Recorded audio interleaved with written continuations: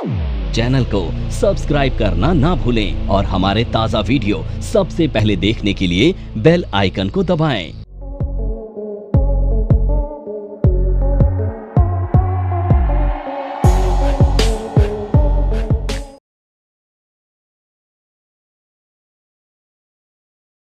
तो आज हम पढ़ने वाले हैं ऑप्शन स्ट्रैटेजीज। तो देखो, सबसे पहले हमें ये समझना है ऑप्शन स्ट्रैटेजीज क्या होती हैं और इनका यूज़ आपको कैसे करना है और वो कौन लोग हैं जो ऑप्शन स्ट्रैटेजीज का यूज़ करते हैं। तो सबसे पहले बात करते हैं ऑप्शन स्ट्रैटेजी की। तो देखो, ऑप्शन स्ट्रैटेजी कहा जाता है जब भी हम कोई दो पोजीशन एक साथ लेते हैं ऑप्शंस की, उसको बोला जाता है ऑप्शन स्ट्रैटेजी। अब दो पोजीशन कैसे होती है? आपने कॉल भी बाय की, आपने पुट भी बाय की, ऑप्शन स्ट्रैटेजी है। आपने कॉल बाय की, कॉल सेल कर दी, ऑप्शन स्ट्रैटेजी है। यानी कि आपने दो चीज़ें एक साथ की ना, इसे कहते हैं ऑप्शन स्ट्रैटेजी। अब सोचो ये क्यों किया जाता है? ये रिस्क को ना कम करने के लिए किया जाता है। अगर आप डायरेक्टली कॉल खरीदेंगे या डायरेक्टली पुट खरीदेंगे तो क्या होगा? रिस्क ज़्यादा है। पर अगर आपने एक कॉल खरीद के एक कॉल को बेच दिया तो रिस्क कम हो गया, या एक कॉल खरीद के पुट को खरीद लिया तो रिस्क कम हो गया। तो ऑप्शन स्ट्रैटेजीज रिस्क को कम करने के लिए बनाया जाता है। अब हमारे पास बहुत सारी स्ट्रैटेजीज हैं जो अलग तरह की मार्केट में अलग तरह से डिप्लॉय की जाती हैं। सो अब मुझे एक चीज़ की जानकारी दो कि डेली मार्केट क्या एक तरह से चलता है? अलग अलग तरह से चलता है। कभी मार्केट बुलिश होता है, कभी मार्केट बेरिश होता है, कभी मार्केट साइडवेज होता है, ऐसे ही होता है। तो ऑप्शन स्ट्रैटेजी ना हर उस मार्केट के ट्रेंड में बनाई जा सकती है जो मार्केट के हिसाब से आप एनालाइज करते हो और उसे डिप्लॉय करते हो। यानी कि हमारे पास अलग अलग डायरेक्शन के लिए अलग अलग स्ट्रैटेजी हैं।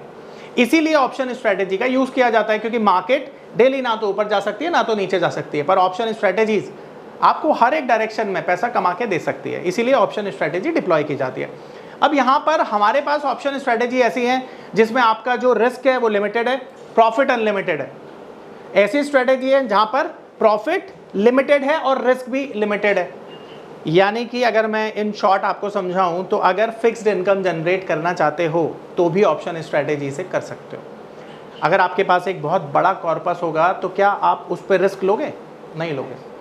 एक रिस्क फ्री आपको रिटर्न चाहिए होगा ना, तो रिस्क फ्री रिटर्न के लिए भी हम ऑप्शन स्ट्रैटेजीज को डिप्लॉय करते हैं। तो आज हम सीखेंगे ऑप्शन स्ट्रैटेजी किस तरह से डिप्लॉय की जाती हैं, कौन कौन सी स्ट्रैटेजी किस माहौल में डिप्लॉय की जाती हैं।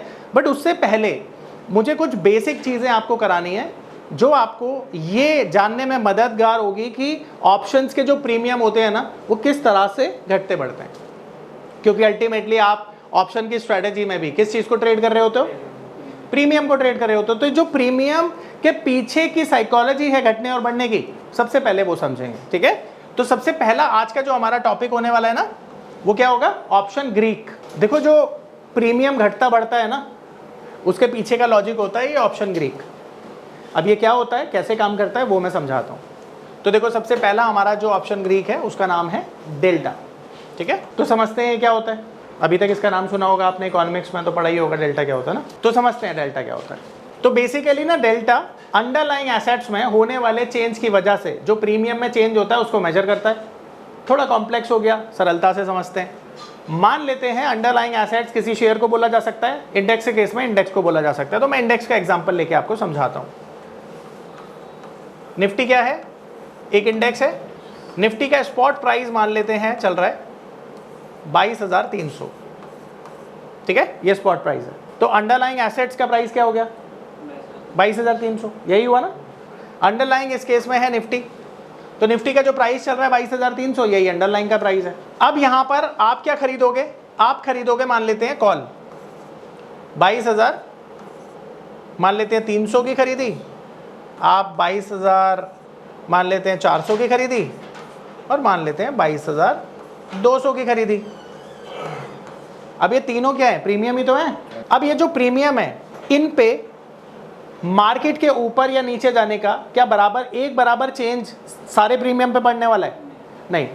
हम देखेंगे कि हो सकता है ये प्रीमियम ज़्यादा बढ़े निफ्टी के ऊपर जाने पे, हो सकता है ये प्रीमियम थोड़ी कम स्पीड से बढ़े, और ये सबसे कम स्पीड से बढ़ेगा। ठीक है, इसी को मेजर करता है डेल्टा। अब और आसानी से समझाता हूँ।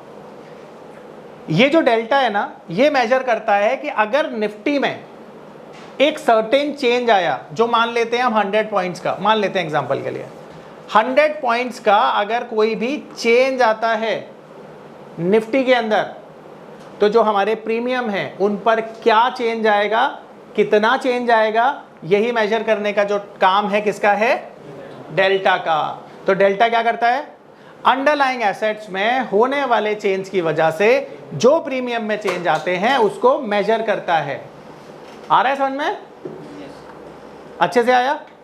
तो अगर निफ्टी यहां से 100 पॉइंट ऊपर जाएगी तो ये प्रीमियम ज्यादा बढ़ेगा, ये प्रीमियम कम बढ़ेगा, ये प्रीमियम सबसे कम बढ़ेगा। ये कैसे पता चला आपको, डेल्टा ने यही कैलकुलेट करके आपको बताया। अब यहां पर मैंने 3 तरह के प्रीमियम आपके सामने लिखे हैं, तो आप देख सकते हो ये इन द मनी प्रीमियम हो गया, ये एट द मनी हो गया, और ये out of the money premium हो गया। अब कॉल साइड पर अगर हम बात करें तो जो डेल्टा होता है ना वो इन द मनी का होता है 1, कितना होता है, और एट द मनी पर ये होता है 0.5 यानी हाफ।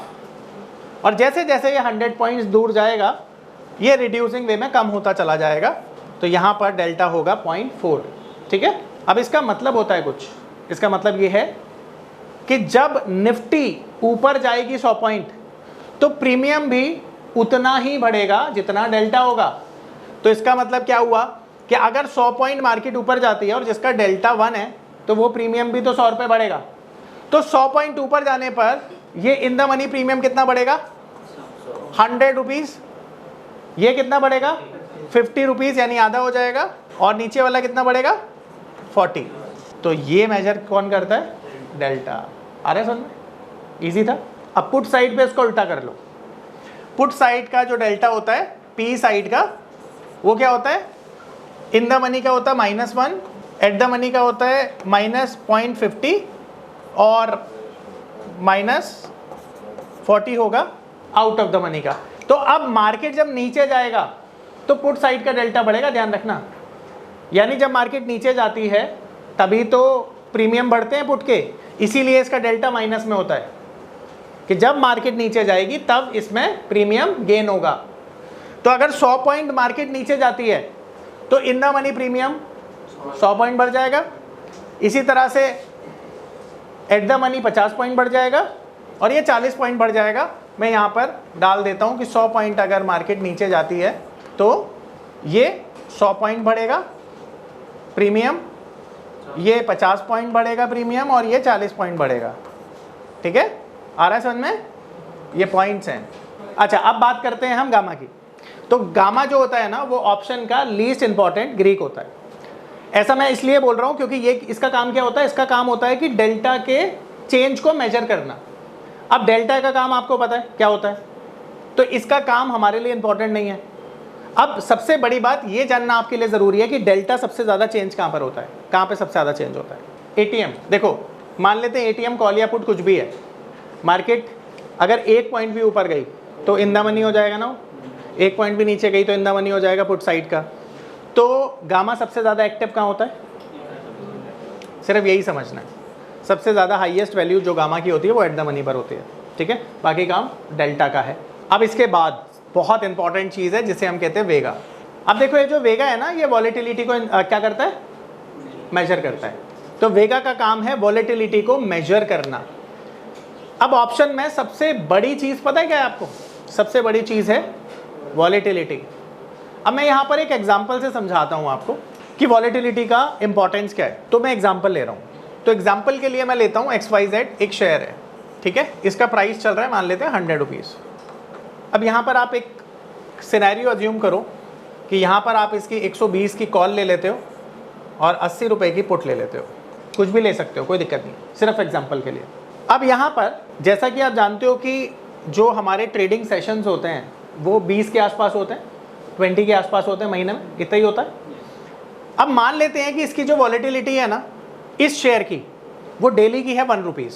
तो ये मैं एग्जांपल के लिए समझा रहा हूँ, 1 रुपये से नहीं, परसेंटेज में आती है वॉलेटिलिटी वैसे, बट यहाँ पे मैं अभी समझाने की कोशिश कर रहा हूँ ताकि आप आराम से समझें चीज़ों को।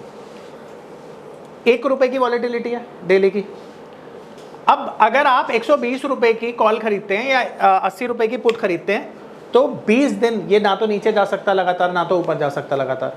तो इसका मतलब है कि ये भी 0 हो जाएगी और ये भी 0 हो जाएगी एंड ऑफ द मंथ, ऐसे ही होगा। ऐसे ही होगा ना, तो टारगेट तो आपका आएगा नहीं। अब अगर इसकी वॉलेटिलिटी होती 10 रुपए की, मान लेते हैं अगर इसकी वॉलेटिलिटी होती एक दिन में 10 रुपए की, तो क्या टारगेट आता? 2 दिन में आ जाता, है ना। तो अब आपका एक सवाल कि कौन सा कॉल का स्ट्राइक खरीदना चाहिए, क्या ये वॉलेटिलिटी ने नहीं दिया?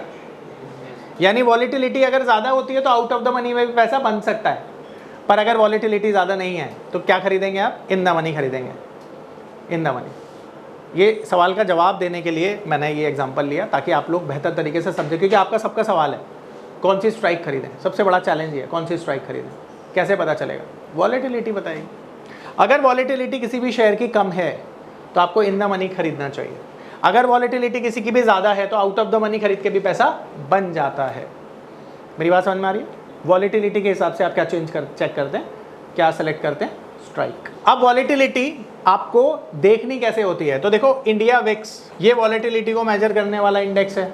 ये बताता है कि भाई वॉलेटिलिटी कितनी हो सकती है, ठीक है। तो अगर इसकी वैल्यू बढ़ रही है तो इसका मतलब वॉलेटिलिटी बढ़ रही है ना। मान लेते हैं ये 18 से आज के दिन 20 हो गया इसकी वैल्यू, तो वॉलेटिलिटी बढ़ रही है ना, यही तो मतलब हुआ। तो जब वॉलेटिलिटी बढ़ेगी तो ऑप्शंस के प्रीमियम भी बढ़ेंगे। दूसरा, इंप्लाइड वॉलेटिलिटी जिसे हम कहते हैं आईवी, ये किसी पर्टिकुलर स्ट्राइक की होती है। हर एक स्ट्राइक की ना अलग आईवी होती है। इंप्लाइड वॉलेटिलिटी यानी उस स्ट्राइक की कितनी वॉलेटिलिटी है वो आप उससे चेक करके पता लगा सकते हैं। अब मैं एक बढ़िया सी चीज़ आपको बता रहा हूँ ताकि आपका काम आसान हो जाए। तो ये इंडेक्स के केस में किसी भी पर्टिकुलर जो इंडेक्स होता है ना, इंडेक्स में एट द मनी पर आईवी ना कभी भी 14 और अबव हो जाए ना, तो समझ लेना मार्केट में प्रीमियम की वैल्यू बढ़ने वाली है। यानी कि ये एक वो क्रक्स है जो लोगों को समझने में सालों साल लग जाते हैं। एट द मनी पर जब भी 14 और अबव वॉलेटिलिटी बन जाएगी तो समझ लेना मार्केट में प्रीमियम की वैल्यू बढ़ने वाली है और डायरेक्शन मिलने वाला है अपसाइड का, ठीक है। ये कॉल साइड पे बता रहा हूँ मैं, पुट साइड की वॉलेटिलिटी हमेशा ज़्यादा होती है, ठीक है। आ रहा है समझ में? अच्छे से आ रहा है? तो हाई वॉलेटिलिटी, अच्छा यहाँ पर एक क्रक्स और देता हूँ। तो जब भी वॉलेटिलिटी हाई होगी ना, मिटाना पड़ेगा, तो जब भी हाई वॉलेटिलिटी होती है तो आपको ऑप्शन बाय करना चाहिए, और जब भी वॉलेटिलिटी लो होगी तो ऑप्शन सेल करना चाहिए, ठीक है। ये क्रक्स है कि ऑप्शन में कैसा पैसा बनेगा। समझ रहे हो ना बात को? अब बात करते हैं। अच्छा मुझे एक बात बताओ, आज क्या तारीख है? आज तारीख है 14 मई 2024, यही तारीख है आज। आज का जो दिन है, इनफैक्ट 4 बजे का समय है, ये 4 बजे हमारी लाइफ में दोबारा से आएंगे? नहीं आएगा ना तो आज का दिन आएगा ना तो ये 4 बजे वाला समय आएगा। इसका मतलब है जो वक्त बीत गया वो किसी की लाइफ में दोबारा नहीं आता। ऑप्शंस की कहानी भी यहीं से शुरू होती है कि जो टाइम होता है ना ऑप्शन में, वो बड़ा क्रूशल रोल प्ले करता है। अगर टाइम ऑप्शंस में निकल गया तो वो दोबारा नहीं आएगा, उसका जो प्रीमियम की वैल्यू है ना वो कम हो जाएगी। यानी टाइम डीके की वजह से प्रीमियम रोज घटता है, ये मैं आपको पहले बता चुका था। दोबारा से रिफाइन करते हैं अपनी मेमोरी को, तो देखो जो प्रीमियम होता है जैसा कि हम जानते हैं वो 2 चीज़ों से मिलकर बनता है। पहला होता है इंट्रिंसिक वैल्यू और दूसरा होता है टाइम वैल्यू, ये सबको पता है। अब हम क्योंकि यहाँ पे डिस्कस कर रहे हैं टाइम वैल्यू को, तो एक एग्जांपल से समझते हैं। प्रीमियम की वैल्यू मान लेते हैं 100 रुपये है, और इसका ब्रेकअप अगर हम निकालें तो ये मान लेते हैं 60 रुपीज़ जो है इंट्रिंसिक वैल्यू है और 40 रुपीज़ जो है टाइम वैल्यू। अब आप बोलेंगे सर ये 40 रुपीज़ कैसे आया? तो जो इंट्रिंसिक वैल्यू में मैंने टोटल प्रीमियम को लेस किया तो जो बचा वो टाइम वैल्यू बचा, तो टाइम इस तरह से हुआ 40 रुपये। अब समझने की बात यह है कि टाइम डेली डीके होता है, यानी कि ये जो टाइम वैल्यू है ना ये रोज डीके करती है, इसकी वैल्यू हमेशा डीके करती है, घटती चली जाती है। अब ये 40 रुपीज़ हमें पता है कि टाइम वैल्यू है। अब नंबर ऑफ डेज जो प्रीमियम है उसमें कितने बचे एक्सपायरी के, मान लेते हैं 20, ठीक है। 20 डेज की टाइम वैल्यू है ये, तो एक दिन की टाइम वैल्यू कितनी हुई? 2 रुपये ना। तो ये 1 डे की टाइम वैल्यू यानी डेली की जो टाइम वैल्यू हुई वो हुई 2 रुपये। तो देखो ये जो 100 रुपये है ना, मार्केट अगर खड़ा भी रहे ना, स्टेबल भी रहे, मूवमेंट ना करे, तब भी ये 2 रुपये डेली प्रीमियम में से घटते चले जाएंगे। यही सबसे बड़ा रिस्क जो होता है ऑप्शन प्रीमियम बायर का होता है। और ये किसकी जेब में जाएंगे 2 रुपये? सेलर की जेब में जाएंगे। शाबाश। तो यही सेलर ये 2 रुपये कमाने के लिए मार्केट में सेल कर रहा है। क्योंकि उसको पता है कि ऑप्शन में जो टाइम डीके है ये इन्वेस्टर्स के अगेंस्ट में काम करता है और सेलर के फेवर में काम करता है, यानी बायर के अगेंस्ट में काम करता है ये और सेलर के फेवर में काम करता है। तो इसीलिए यहां पर ऑप्शन सेलिंग जो लोग करते हैं वो टाइम डीके को खाने के लिए मार्केट में सेलिंग करते हैं। सबसे पहला तो यही उनका क्या होता है, ऑब्जेक्टिव होता है।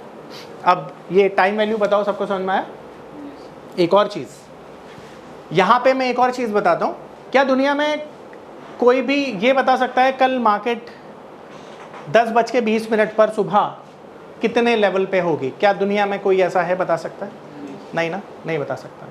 तो इसका मतलब है कि दुनिया में कोई भी मार्केट को टाइम नहीं कर सकता। दूसरा मतलब तो ये भी हुआ, तो जब आप मार्केट को टाइम ही नहीं कर सकते तो एक काम तो कर सकते हैं ना कि मार्केट को लंबे समय के लिए प्रेडिक्ट करें, ना कि छोटे समय के लिए।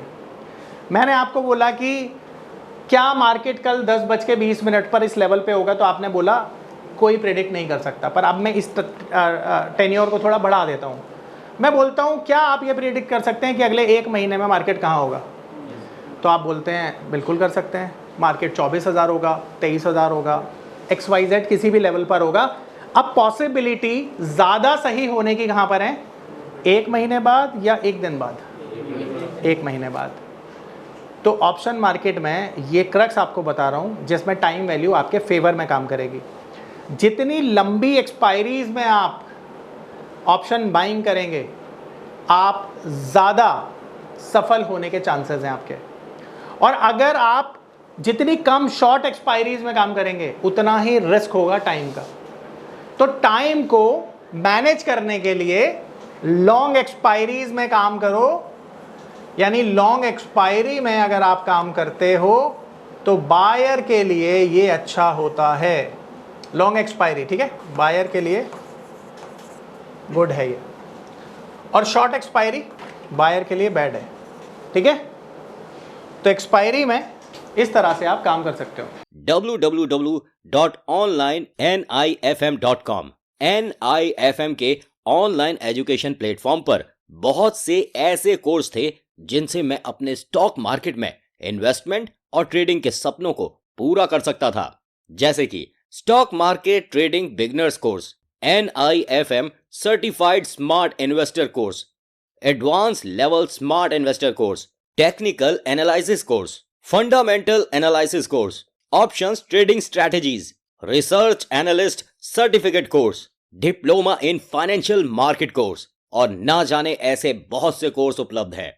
फिर मैंने www.onlinenifm.com की साइट पर जाकर NIFM का NIFM certified smart investor course को ऑनलाइन परचेज किया, जिसको सीखने के बाद मैंने जाना कि शेयर मार्केट से पैसा कमाना कितना आसान है। बस आपको एक सही प्लेटफॉर्म की जरूरत है, जो है www.onlinenifm.com। NIFM के ऑनलाइन प्लेटफॉर्म की वजह से मैंने लॉकडाउन के दौरान शेयर मार्केट से अच्छी इनकम भी जनरेट की। थैंक्स NIFM, जिसकी वजह से आज मैं एक होटल मैनेजर से प्रोफेशनल ट्रेडर बन पाया। कॉल 8588868475 और विजिट www.onlinenifm.com।